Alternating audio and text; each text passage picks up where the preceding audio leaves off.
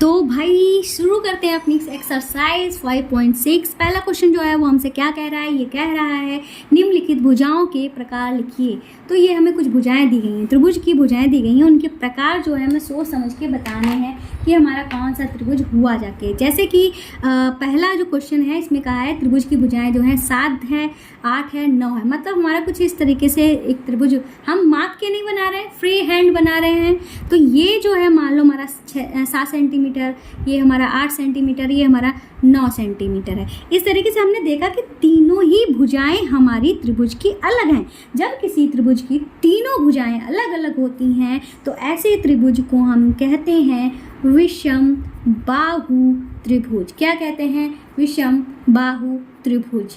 ठीक है, तो ये पहला हो गया। अब करते हैं दूसरा। इन्होंने अगला जो त्रिभुज दिया है ABC। ठीक है, हम त्रिभुज बना लेते हैं फ्री हैंड। ठीक है, चाहे तो आप बनाओ या ना बनाओ, कोई फर्क नहीं पड़ता, क्योंकि आप बिना बनाए ही समझ जाओगे कौन सा त्रिभुज। जैसे AB जो है वो हमको दी गई है 8.7 सेंटीमीटर, AC जो है 7 सेंटीमीटर दी गई है, BC जो है 6 सेंटीमीटर दी गई। सेम इसकी तरह तीनों ही भुजाएं हमारी कैसी हैं? अलग अलग हैं। इसका मतलब जो त्रिभुज बनेगा वो हमारा बनेगा विषम बाहु त्रिभुज। जिस त्रिभुज की तीनों भुजाएं अलग अलग होती हैं तो ऐसे त्रिभुजों को हम विषम बाहु त्रिभुज कहते हैं। ठीक है, अब चलते हैं अपने नेक्स्ट वाले पार्ट पे। इसमें एक त्रिभुज दिया गया है PQR। ठीक है, तो त्रिभुज बना लेते हैं हम PQ और R। PQ जो है इन्होंने कहा है PQ जो है वो हमारे QR के बराबर है। ठीक है, और QR जो है वो हमारे PR के बराबर है। मतलब तीनों ही भुजाएं बराबर हैं किसके? 5 सेंटीमीटर के। मतलब ये भी 5 सेंटीमीटर, ये भी 5 सेंटीमीटर, ये भी 5 सेंटीमीटर। तो इस ऐसा त्रिभुज जिसकी तीनों ही भुजाएं बराबर होती हैं, ऐसे त्रिभुज को हम कहते हैं समबाहु त्रिभुज। ठीक है, समबाहु त्रिभुज के बारे में कुछ खास बातें भी आपको बता देते हैं। समबाहु त्रिभुज एक ऐसा त्रिभुज होता है जिसकी तीनों भुजाएं बराबर होती हैं, तीनों एंगल बराबर होते हैं, और तीनों एंगल का मान जो होता है वो हमारा 60 डिग्री ही होता है। ठीक है, ये होता है हमारा कैसा कोण? ये हमारा ऐसा त्रिभुज होता है जो होता है समबाहु त्रिभुज। ठीक है, अगर इस पे हम एक और बात बता देते हैं, हालांकि पता नहीं आपको समझ में आएगी कि नहीं आएगी। जब इस पे हम मध्यिका डालते हैं इस तरीके से, मध्यिका मतलब इस तरीके से बीच वाले किसी भी त्रिभुज की भुजाओं का मध्य बिंदु हमने निकाला। ठीक है, तीनों भुजाओं का मध्य बिंदु निकाला, उसके शीर्ष से जब मिलाते हैं इस तरीके से तो वो हमारी मध्यिका बनती है। तो मध्यिका जो है जिस पॉइंट पे मिलती हैं वो हमारा इसका केंद्र होता है। ठीक है, इस त्रिभुज का। ठीक है, ये हो गया। चलो ये बातें आपको बाद में बता देंगे, हो सकता है समझ में ना आए तो मैं इस कॉन्सेप्ट को मैं यहीं छोड़ दे रही हूँ। ठीक है, आगे चलते हैं। तो ये है हमारा त्रिभुज DEF, जिसमें M कोण D जो है वो हमारा 90 डिग्री का दिया गया है। मतलब एक हमारा त्रिभुज बना हुआ है। कैसा त्रिभुज बना है? DEF। DEF एक ऐसा एंगल दिया गया है जिसमें कोण D जो है वो हमारा 90 डिग्री का दिया गया है। तो ऐसे त्रिभुज को हम क्या कहेंगे? भाई हमको सिर्फ इस त्रिभुज में पता है कि इसका एक कोण हमारा 90 डिग्री है, हमें इसकी किसी भी भुजा के बारे में नहीं पता है। तो इस त्रिभुज को हम समकोण त्रिभुज कहेंगे। क्या कहेंगे?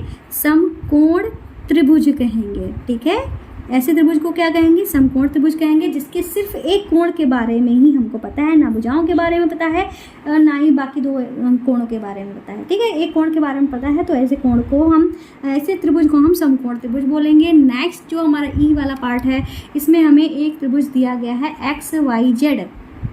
ठीक है, XYZ दिया गया है, जिसमें Y जो है वो 90 डिग्री का है। मतलब Y जो है वो कितने का है? 90 डिग्री का है। और यहाँ पे X लिख लेते हैं, यहाँ पे Z लिख लेते हैं। ठीक है, और XY मतलब XY ये वाली भुजा और YZ ये वाली भुजा, दोनों जो हैं कैसी हैं? बराबर हैं। इस वाली भुजा के बारे में कुछ नहीं कहा गया कि ये बराबर नहीं है। मतलब एक ऐसा त्रिभुज जिसका एक कोण समकोण है, या कह दो 90 डिग्री का है, तो ऐसे त्रिभुज को हम क्या कहेंगे? समकोण कहेंगे। ठीक है, तो हम यहाँ पे लिख लेंगे समकोण।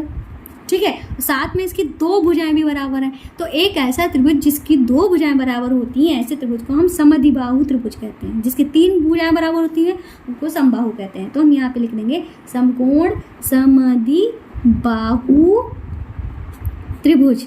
ठीक है, इस तरीके से पेन, ठीक है, इस तरीके से हम यहाँ पे समकोण समद्विबाहु त्रिभुज लिख देंगे। अब हमारा एक और पार्ट बाकी है इसमें, तो ये है हमारा F वाला। तो इसमें इन्होंने क्या लिखा है, एक त्रिभुज है हमारा कैसा, LMN, ठीक है, यहाँ पे हम LMN बना लेते हैं, जिसमें L जो है उन्होंने कितने का बताया है, तो 30 का बताया। मान लो ये कोण जो है वो हमारा 30 का है, M जो है इन्होंने 70 का बताया है, और N जो है 80 का बताया है, ठीक है।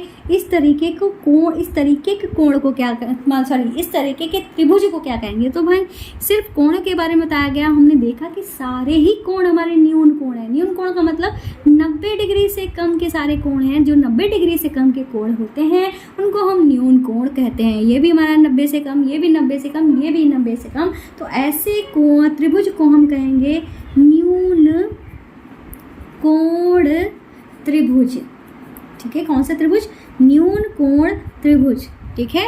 तो ये पहला क्वेश्चन कंप्लीट हुआ। अब करते हैं अपने दूसरे क्वेश्चन पे, चलते हैं। इसमें क्या दिया गया है, तो इसमें भाई दिया गया है निम्न का सुमेलन कीजिए। सुमेलन करना है मतलब हमें मिलान करना है।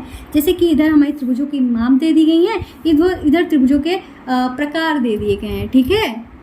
तो अब आपको पूरा क्वेश्चन जो है अच्छे से दिख रहा होगा, कोई प्रॉब्लम नहीं हो रही होगी, ठीक है। तो जैसे कि यहाँ पे क्या लिखा है, इनका सुमेलन कीजिए, यहाँ पे त्रिभुजों की माप लिखी है, यहाँ त्रिभुजों के प्रकार लिखे हैं।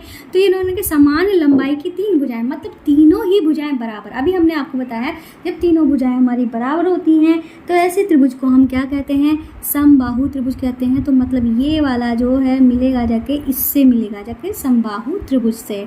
समान लंबाई की 2 भुजाएं, भाई एक ऐसा त्रिभुज जिसकी 2 भुजाएं बराबर होती हैं तो ऐसे को हम कहते हैं समद्विबाहु त्रिभुज, ठीक है। क्या कहते हैं, समद्विबाहु त्रिभुज, ठीक है। तो समद्विबाहु त्रिभुज हमारा यहाँ पे दिया गया है, यहाँ पे समद्विबाहु समकोण त्रिभुज दिया है, ये बात ध्यान रखना। तो ये वाला जो है वो हमारा मिलेगा जाके G से मिलेगा जाके, ठीक है। फिर लिखा है अलग अलग लंबाइयों की भुजाएं, जिस त्रिभुज की सभी भुजाएं बराबर अलग अलग होती हैं तो ऐसे को हम कहते हैं विषमबाहु त्रिभुज, ठीक है। 3 न्यून कोण अभी हमने पिछले क्वेश्चन में देखा है, 3 न्यून कोण जहाँ पे होते हैं ऐसे त्रिभुज को हम न्यून कोण त्रिभुज कहते हैं। भाई यहाँ पे जो मैंने त्रिभुज बना के रखा है, अब मैं क्या करती हूँ, जैसे कि हम जब कुछ शॉर्ट में लिखना होता है तो उसका सिंबल बना देती हूँ। जैसे कि मुझे यहाँ पे बार बार त्रिभुज लिखना पड़ता है तो मैंने त्रिभुज ही बना दिया। इसको हम अधिकोण त्रिभुज, समकोण त्रिभुज इस तरीके से पढ़ेंगे। तो यहाँ पे ये मत सोचना है कि मैंने क्या बना के रखा है, ये हमारा त्रिभुज ही लिखा हुआ है, यही समझ लो। एक समकोण, तो समकोण जो है इन्होंने बताया, तो एक ही समकोण, उसमें एक त्रिभुज में आपको ये भी बता देते हैं, एक त्रिभुज में सिर्फ एक ही समकोण हो सकता है, ठीक है। एक से ज़्यादा समकोण नहीं हो सकते हैं, ठीक है। तो क्यों नहीं हो सकते, इसके लिए आपको मेरे जोजस बेसिक मैथ वाली क्लास पे जाना पड़ेगा, ठीक है। तो एक समकोण की बात की गई है, तो एक समकोण जिसमें होगा तो उसको हम समकोण त्रिभुज कहेंगे, ठीक है। ऐसे त्रिभुज को हम क्या कहेंगे, समकोण त्रिभुज कहेंगे, ठीक है। अब जिसमें एक अधिक कोण होगा, ठीक है, और एक अधिक कोण वाले त्रिभुज को हम अधिक कोण कहेंगे। और हमारा एक त्रिभुज जिसमें एक अधिक कोण है तो उसमें सिर्फ एक ही अधिक कोण हो सकते हैं, 2 अधिक कोण नहीं हो सकते हैं, ठीक है। एक त्रिभुज में एक ही समकोण हो सकता है, एक त्रिभुज में एक ही अधिक कोण हो सकता है, पर न्यून कोण हमारे तीनों भी हो सकते हैं, ठीक है, 2 भी हो सकते हैं। न्यून कोण हमारे न्यून कोण पे कोई नहीं है, क्या कहते हैं, शर्त नहीं है, ठीक है। ये हो गया 2 बराबर लंबाई की भुजाएं, 2 बराबर लंबाई की भुजाएं तथा एक समकोण। तो भाई 2 बराबर लंबाई की भुजाएं मतलब समद्विबाहु, एक समकोण मतलब समकोण। तो समद्विबाहु समकोण त्रिभुज मतलब ये वाला जो है वो बी वाले ऑप्शन से मिल जाएगा जाके, ठीक है। इस तरीके से क्वेश्चन नंबर 2 भी कंप्लीट हो गया। तो ये हमारा क्वेश्चन नंबर 4। क्वेश्चन नंबर 4 हमारा क्या कह रहा है कि निम्नलिखित में से प्रत्येक का 2-2 उदाहरण देकर नामकरण कीजिए। तो ये हमारा क्वेश्चन 4 नहीं है, क्वेश्चन नंबर 3 ही है, ठीक है। तो हमें क्या करना है, इनके नामकरण करने हैं, इनके चित्र को देखना है, उसी के हिसाब से नामकरण करना है। जैसे कि ये हमारा जो त्रिभुज दिया गया है, इसमें एक भुजा 8 है, एक 5 है, दूसरी भी 5 है, मतलब 2 भुजाएं जो हैं इस त्रिभुज की बराबर हैं। कोण के बारे में कुछ नहीं बताया गया है, ठीक है। तो 2 भुजाएं बराबर हैं, ठीक है। और इन्होंने कोण जो हैं इस तरीके से दिए हैं, इन्होंने कोण दिए हुए हैं, मतलब कोण के एंगल नहीं बताए हैं, पर हमें साफ साफ देखने से पता चल रहा है। चाहे तो आप नाप लो कि ये भी हमारा 90 से कम लग रहा है, ये भी हमारा 90 से कम है, ये भी हमारा 90 से कम है, भाई ये भी 90 से कम मतलब न्यून कोण, ये भी न्यून कोण, ये भी न्यून कोण। तो ऐसे त्रिभुज को हम क्या कहेंगे? न्यून कोण समद्विबाहु त्रिभुज। ठीक है, ऐसे त्रिभुज को क्या बोलेंगे? न्यून कोण समद्विबाहु त्रिभुज। त्रिभुज को हम सिंबल बनाए दे रहे हैं। ठीक है, अब ये हो गया। अब इसको देखते हैं, इसकी एक भुजा हमारी 17 है, इसकी एक 15 है, इसकी एक 8 है। अब यहाँ पे इस तरीके से जब हमारा कॉर्नर बना के इस तरीके से हमारा दे देते हैं। ठीक है, जैसे कोई एंगल बना है हमारा यहाँ पे इस तरीके से दे दिया है। अगर उन्होंने कोण नहीं भी लिखा है तो आप इसको 90 डिग्री समझो। ठीक है, ऐसे दिया हो तो उसको 90 मत समझो, इस तरीके से दिया हो तो उसे 90 ही समझना चाहिए। तो मतलब एक समकोण दिया गया है। ठीक है, और बाकी तीनों भुजाएं हमारी अलग अलग हैं। तो ऐसे त्रिभुज को हम कहेंगे समकोण। ठीक है, समकोण बना है ना, तो लिख देंगे समकोण और विषमबाहु त्रिभुज। विषमबाहु त्रिभुज, क्योंकि विषमबाहु त्रिभुज इसलिए क्योंकि सारी भुजाएं जो है वो हमारी अलग अलग हैं। ठीक है, अब इसको देखते हैं। तो भाई हम देख रहे हैं कि ये जो है 90 तो अगर बनेगा तो सीधा सीधा बनेगा, लेकिन 90 से ज़्यादा हो रहा है, मतलब ये जो है अधिक कोण दिया गया है। और इसकी एक भुजा 7 है, दूसरी भुजा भी हमारी 7 है, और इस भुजा के बारे में कुछ दिया ही नहीं गया है। मतलब 2 भुजा हमको दी गई हैं, 2 भुजा दे दी गई हैं, और एक हमारा अधिक कोण बन रहा है। तो हम ऐसे त्रिभुज को बोलेंगे अधिक कोण। 2 भुजाएं बराबर है ना, तो समद्विबाहु त्रिभुज। समद्विबाहु त्रिभुज। ठीक है, ऐसे त्रिभुज को हम लिखेंगे अधिक कोण समद्विबाहु त्रिभुज। ठीक है, ये हो गया। अब करते हैं अपना हम ये लास्ट वाले पार्ट जो हैं 3 को भी कर लेते हैं। तो डी वाला जो है, इसमें हमको 2 भुजाएं जो हैं वो बराबर दी गई हैं। एक एंगल हमारा 90 डिग्री का भी दिया गया है, मतलब समकोण भी है और समद्विबाहु भी है। तो हम यहाँ पे लिख देंगे समकोण समद्विबाहु त्रिभुज। ठीक है, इस तरीके से ये हो गया ना। इतना हो गया। अब करते हैं अपना ये वाला पार्ट। ठीक है, ये वाला पार्ट कर लेते हैं। तो भाई हम यहाँ पे देखते हैं कि यहाँ पे हमारी तीनों भुजाएं जो हैं बराबर हैं। भाई जहाँ पे तीनों भुजाएं बराबर दिख जाएं तो वहाँ पे हमारा क्या हो जाएगा? समबाहु त्रिभुज हो जाएगा। अब हम देख रहे हैं कि भाई तीनों भुजाएं ये हमारी तभी बराबर हो सकती हैं जब तीनों कोण जो हमारे 90 डिग्री से कम होंगे। मतलब तीनों कोण हमारे 90 डिग्री से कम होंगे, मतलब इसके समबाहु त्रिभुज के तीनों कोण जो होते हैं 60 के ही होते हैं। तो इसका मतलब इसको हम समबाहु त्रिभुज लिखेंगे, समबाहु त्रिभुज। ठीक है, अब चाहे तो आप न्यून कोण लिखना चाहो तो लिख दो, वैसे न्यून कोण लिखने की ज़रूरत नहीं है। ठीक है, क्यों नहीं ज़रूरत है? इसलिए नहीं ज़रूरत। अच्छा, 2 प्रकार का नामकरण करना है तो आप लिख दो, 2 प्रकार का नामकरण करना है। ठीक है, तो यहाँ पे कॉमा लगा देते हैं। मैंने ठीक क्वेश्चन में ध्यान से देखा नहीं। न्यून कोण त्रिभुज। ठीक है, 2 कर्ण का नामकरण करना है तो यहाँ पे न्यून कोण त्रिभुज कर दो, यहाँ पे समकोण त्रिभुज कर दो, यहाँ पे अधिक कोण त्रिभुज कर दो, यहाँ पे समकोण त्रिभुज कर दो। ठीक है, और बाकी 2 त्रिभुज नीचे में लिखा ही है। तो ये हमारा न्यून कोण त्रिभुज भी है, समबाहु त्रिभुज भी है। अब ये हम देख रहे हैं कि भाई 90 डिग्री ऐसे होता है, ये कुछ ज़्यादा ही फैला है, मतलब अधिक कोण त्रिभुज तो है ही। ठीक है, तो यहाँ पे लिख दो अधिक कोण त्रिभुज। अब देखते हैं भुजाओं को। ये 15 है, ये हमारी 9 है और ये हमारी 10 है, मतलब सारी भुजाएं जो हैं अलग अलग हैं। इसका मतलब ये हमारा कैसा त्रिभुज हो गया? विषम बाहु त्रिभुज हो गया। ठीक है, इस तरीके से ये वाला क्वेश्चन जो है वो हमारा कंप्लीट हो गया है। अब चलते हैं अपने नेक्स्ट क्वेश्चन पे। तो भाई नेक्स्ट क्वेश्चन पर चलने से पहले आपको एक बात बता देते हैं कि आप प्ले स्टोर पर जाकर हमारे इस ऐप को डाउनलोड कर लेंगे। ठीक है, ऐप को डाउनलोड कर लेंगे तो यहाँ पे जो बुक्स मिलेंगी वो यूपी बोर्ड की बुक्स होंगी। ठीक है, तो आपको एनसीईआरटी का ना, तो इसको ऐसे स्लाइड कर लेना। स्लाइड करोगे तो नीचे एनसीईआरटी का सेक्शन आ जाएगा, टच करोगे, सारे 1st to 12th क्लास तक की सारी बुक्स दी गई हैं यहाँ पे।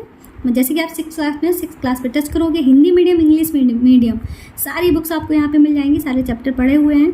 ठीक है, और जैसे कि आपको कोई चैप्टर पढ़ना है तो इस पर टच किया। ठीक है, जैसे कि मैथ्स पे आपने टच किया।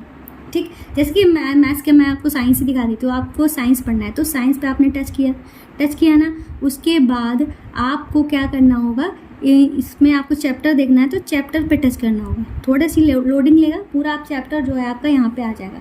और मैं इसके भी नोट्स तैयार कर रही हूँ, धीरे धीरे मैं यहाँ पे डाल दूँगी। और यहाँ पे जाके जैसे कि यहाँ पे जाके आप क्लासेस भी देख सकते हो, कई जगह मैंने क्लासेस डाल के रखी हैं, ठीक है।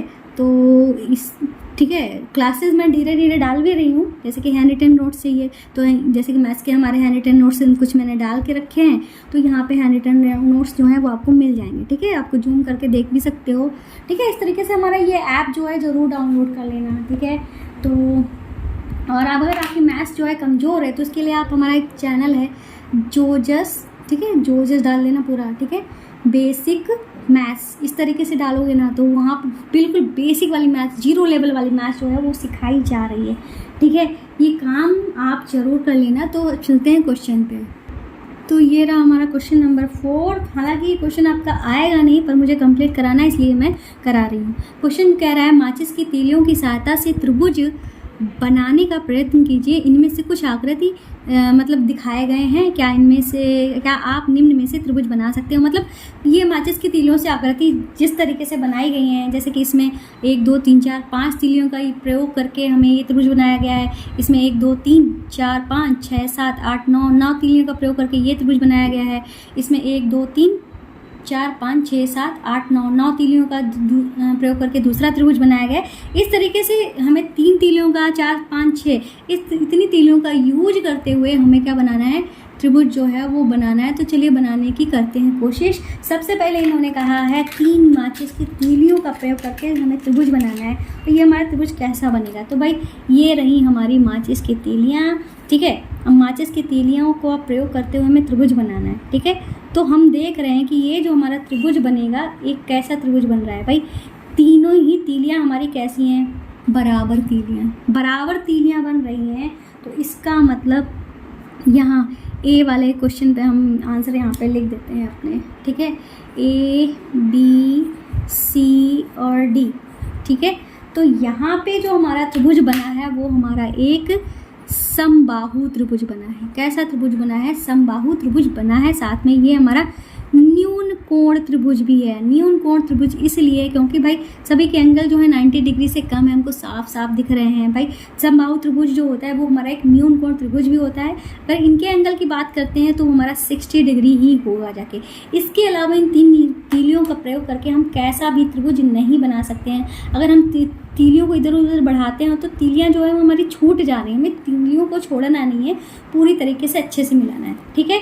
तो ये हो गया ए वाला। अब ये करें 4 तीलियों का प्रयोग करके हमें बनाना है त्रिभुज, ठीक है। तो भाई 4 तीलियाँ 3 तीलियाँ तो ये हो गई 4 तीलियाँ, ठीक है। 4 तीलियों का जब हम प्रयोग करते हैं, अगर हम इस तरीके से बढ़ाते हैं तो भाई या तो ये फैल के ऐसे बराबर हो जाएंगी क्योंकि इस तरीके से मिला ही नहीं सकते।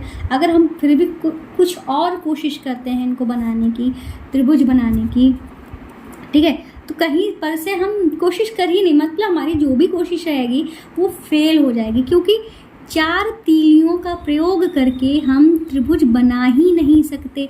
ये हमारा सिर्फ चतुर्भुज बनाएगा। अगर आप कहोगे कि मैम इसको सीधा तो करके देखिए, अगर हम इसको सीधा करेंगे ना तो ये ऐसे हो जाएंगी, फिर हम इनको ऐसे मिलाते हैं, ठीक है। तो सिर्फ इस तरीके से बन सकता है, ये हमारा छूटना नहीं चाहिए, ठीक है। पूरा अगर हम मिलाने की कोशिश करेंगे तो पूरा मिलेगा ही नहीं, ये आपस में ऐसे ही मिल जाएंगे क्योंकि चारों तीलियाँ हमारी बराबर है। मतलब अगर 4 तीलियों का प्रयोग करते हैं तो हमारा त्रिभुज नहीं बनेगा, ठीक है। तो यहाँ पे लिख देंगे त्रिभुज बनाना संभव नहीं, ठीक है, इस तरीके से लिख देंगे। तीसरा जो है 5 तीलियों का प्रयोग करके, जैसे कि 5 तीलियों का प्रयोग करके इन्होंने यहाँ पे एक बनाया ही है, ठीक है, त्रिभुज। तो हम भी एक, तो हमारा यही तो हो गया, तो हम यही त्रिभुज जो है आपको वापस से बनाकर दिखा देते हैं जैसे कि इन्होंने बनाया है, ठीक है। ये रहा हमारा 5 तीलियों वाला। थोड़ा पतला करना पड़ेगा क्योंकि नीचे वाली तीली जो है वो हमारी सिंगल रहने वाली है, ठीक है, और पतला करना पड़ेगा इसको इस तरीके से। पहले हम यहाँ पे रख लेते हैं तो उसी के हिसाब से पतला करते हैं इसको, ठीक है। तो आप देख रहे हो कि इस तरीके से हमारा यहाँ पे एक त्रिभुज बना है, ठीक है। ये त्रिभुज जो बना है, ठीक है, ये भी हमारा कैसा त्रिभुज है, एक न्यून कोण त्रिभुज है। अब इसकी अब न्यून कोण त्रिभुज तो है, साथ में समद्विबाहु त्रिभुज भी है, क्योंकि इधर वाली भुजा और इधर वाली भुजाएं जो है बराबर हैं, ठीक है। तो ये हमारा त्रिभुज जो बना है, कैसा त्रिभुज बना है, न्यून कोण त्रिभुज बना है। क्या हम इसको और तरीके से बना सकते हैं? तो भाई इसको और तरीके से बनाने की कोशिश अगर करते हैं तो इस तरीके से, जैसे कि ये हमारा चतुर्भुज हो गया, इसके बीच में हमने इस तरीके से रख लिया, ठीक है, इनको मिला देते हैं साइड साइड से। तो भाई हमने देखे कि इस तरीके से हमारे दो त्रिभुज बने हैं, एक त्रिभुज ये बना है, एक त्रिभुज ये बना है, और ये जो हमारा चतुर्भुज बना है ना, वो हमारा समांतर चतुर्भुज बना है, ठीक है। और क्या बताएं आपको, ये दोनों जो त्रिभुज बने हुए हैं वो हमारे समबाहु त्रिभुज, ये हमारा समबाहु त्रिभुज, ये हमारा समबाहु त्रिभुज है, ठीक है। तो इस तरीके से ये हम कई तरीके से हम बना सकते हैं, ठीक है। दो तरीके मैंने बता दिए। अब अगली बार इन्होंने बोला 6 का यूज़ करना है, तो 6 का यूज़ करना है तो भाई 2 तीलियाँ हम यहाँ पे रख लेते हैं, ठीक है, इस तरीके से, और एक तीली ये, एक तीली ये, एक तीली ये और एक तीली ये, ठीक है। थोड़ा सा और हम इसको इस तरीके से कर देते हैं, ठीक है।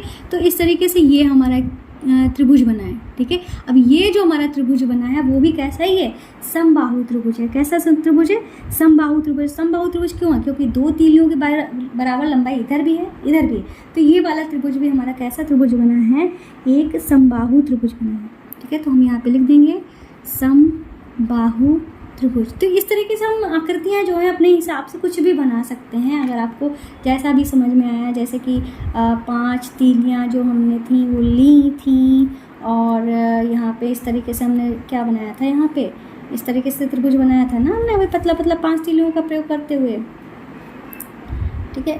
फिर से बना देते हैं इसको, ताकि हम आपको एक और आकृति जो है वो दिखा सकें, ठीक है। तो यहाँ पे इस तरीके से बनाया था। अब ये तीली हमारी कहीं पे फिट होगी, नहीं फिट होगी, यहाँ पे रखेंगे। हम सोच रहे थे कि यहाँ पे बीच में कहीं रख देंगे तो हमारे एक अंदर त्रिभुज बन जाएगा, तो वो अंदर त्रिभुज बनेगा ही नहीं, क्योंकि भाई तीलियों की लंबाई जो है बराबर है। तो वही 6 तीलियों से हमारी वही आकृति बन सकती है, ठीक है। इस तरीके से हम अपने सारे एक्सपेरिमेंट जो है कर सकते हैं, और ये हमारा एक तरीके से गेम भी है, ठीक है। ये गेम आपका थोड़ा जो माइंड डाइवर्ट हो इस पढ़ाई से, इसलिए वजह से ये क्वेश्चन रखा गया है। उम्मीद है क्लास जो है आपकी कंप्लीट, मतलब क्लास मेरी कंप्लीट हुई है, आपकी भी क्लास कंप्लीट हो गई। अगर अच्छी लगी तो लाइक जरूर कर देना और चैनल को सब्सक्राइब भी कर देना।